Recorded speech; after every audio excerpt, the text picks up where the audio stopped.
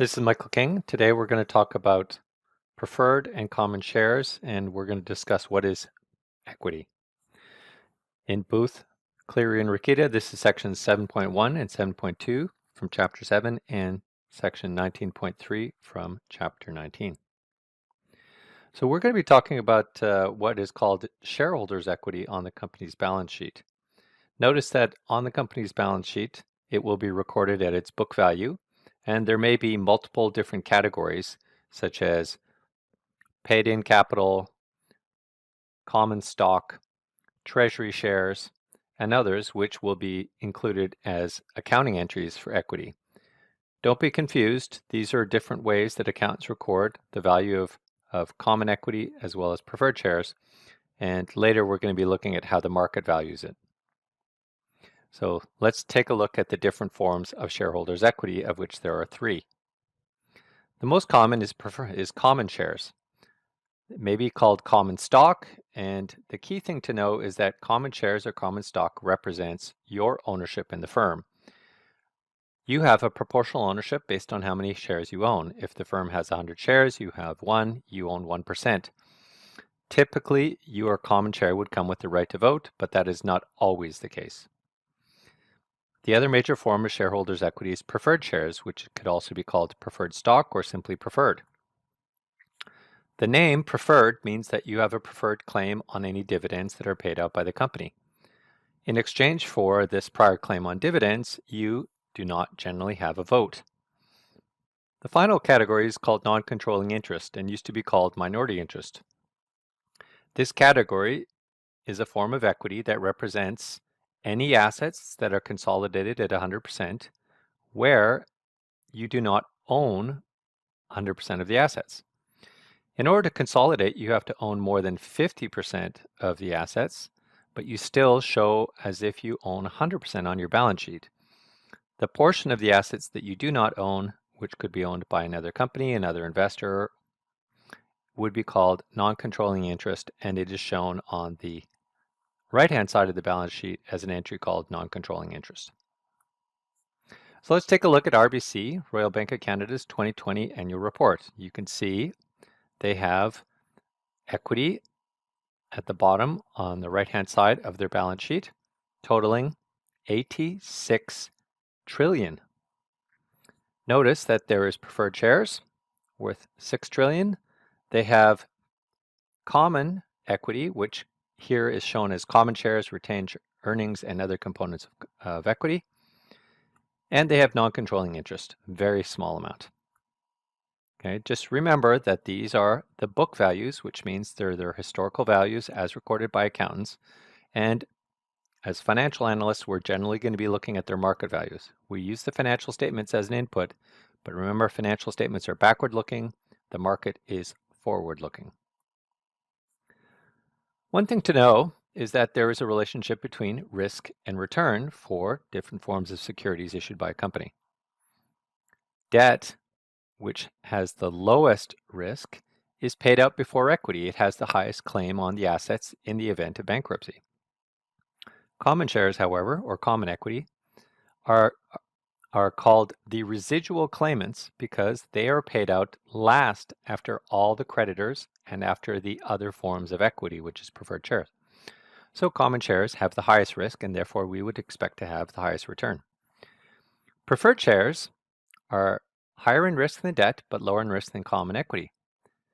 As a result, we would expect the return on preferred shares to sit between debt and common equity. So you might see it looking at this from the perspective of the investor as the return on debt is the lowest, the return on preferred is next, and the return on common is highest. In a corporate finance course like this one, we typically look at it from the point of view of the company itself, in which case we're talking about costs. The cost of debt is going to be the lowest, cost of preferred is going to be higher, and cost of common equity is going to be the highest. And here I'm using K for cost. How do we value equity? It's our friend, the magic formula. The value of equity is simply the present value of all the cash flows that will accrue to the holder of the equity. That will likely take the form of dividends, in which case we're discounting future expected dividends, at some discount rate, which is related to the security. So if it's preferred, it's the cost of preferred. If it's common shares, it's the cost of equity. And in the textbook, we see that the most standard way for coming up with that cost is to look at some risk-free benchmark, RF, and to add a premium, which is associated with the risks that you're taking on over and above a risk-free benchmark. So the cost of equity is a risk-free rate plus some risk premium. Okay, let's look a little closer at preferred shares. Preferred stock, preferred equity, preferred, it all means the same thing. You give up your voting rights in exchange for receiving a claim on dividends, and typically that dividend is fixed at the time of issue. There may be many different types of preferred that are issued, and they will be identified by either a series, by letter, or even by the dividend rate that they're going to be paying. So preferred is ranking behind debt and other liabilities, but ahead of common equity. Notice that the dividend on preferred is paid out of after-tax income. So even though the dividend may be fixed and people tend to call it fixed income, preferred is not a form of debt. It is a form of equity. If you miss a dividend on a preferred share, it is not considered an event of default. It does not lead to bankruptcy. So a dividend on preferred is a promise, but not a contractual obligation. You know, your typical preferred share would be forever. It would be eternal or a perpetuity. Although it will be issued with a nominal par value, there will be no maturity shown. For the reasons that it has this kind of fixed income form of dividend, but is a form of equity, we often call it a hybrid security because it shares features with both common shares and debt. Okay, let's take a look at the preferred shares that Bank of Canada had. This is back from their annual report in 2018. You see that there are two different types of non-cumulative fixed rate, non-cumulative 5-year rate reset, which means the coupon is resetting every 5 years. They have a non-cumulative floating rate, and they have a non-cumulative instrument that is actually a combination of a fixed rate and a floating rate. So you can see that there's many different features. Notice that the par value or redemption price for each of these is either $25 or $26. And notice that the dividend has been set at something like 4 to 5%. Although for the ones that reset, you can see that it will reset at some premium above a benchmark. It could be the prime rate, it could be LIBOR, it could be something else. How do we value a preferred share when there's a fixed dividend? In this case, we're looking at a constant perpetuity. The idea is that the dividend will not change, so the growth rate on this dividend is 0. And therefore, the price today is simply the present value of all the future dividends, which works out to be, quite simply, the dividend divided by the discount rate. And the discount rate we're going to use is the cost of preferred, or the yield that is expected by market participants. Okay.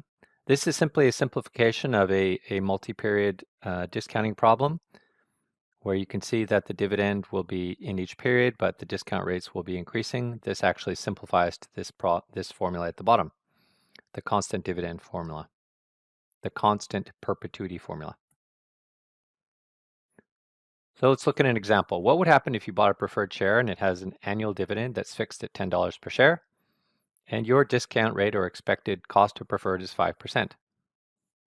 Well, you would simply be receiving a string of $10 payments at each period, and you'd be discounting those at 5%. And so the formula would simplify to $10 divided by 0.05, which is the discount rate. And so the fair price would be $200 for this string of future dividends. So just to review or summarize, the price of a preferred share with a fixed dividend is simply the constant perpetuity formula, where you take the dividend and you divide it by the discount rate. Because we know this formula, we can now obviously back out what is the required rate of return on a preferred share if we know what the price is today and we know what the future dividend is. So what if the price today is $100 and the annual dividend is $5? Well, we just have to rearrange the formula that we saw. Notice that here the discount rate is on the denominator. We simply have to move it across. So now the Cost of preferred is simply the dividend, which is going to be $5 divided by the cost of the preferred today, which is 100. And so the implied cost of the preferred is 5%. I would note that this is based on a fixed dividend, so it's a perpetuity, and that this is a nominal rate, which means inflation is already incorporated into this number. There are lots of different features on preferred shares, as we saw with the RBC case. In some cases, there will be differences on what happens if you miss a dividend payment.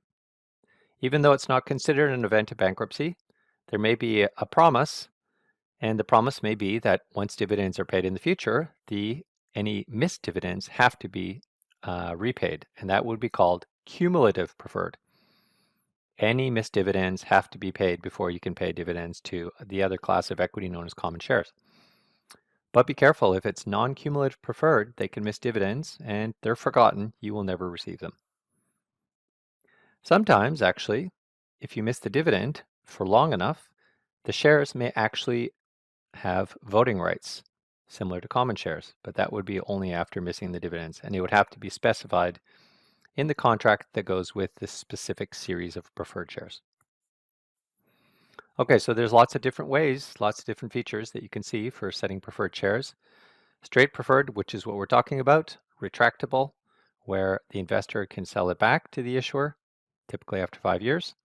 Floating rate preferred, where the actual coupon or dividend, is reset quarterly or semi-annually over some benchmark rate. And notice that actually preferred is very much a retail instrument because the dividend is paid after tax. Some institutional investors, such as pension funds, do not pay taxes and so do not like preferred because they would rather get the income pre-tax. So when you look in a newspaper, you may actually see preferred yields on preferreds reported either on a pre-tax or an after-tax basis. So just be aware of that. That's it. Thank you very much for your time today.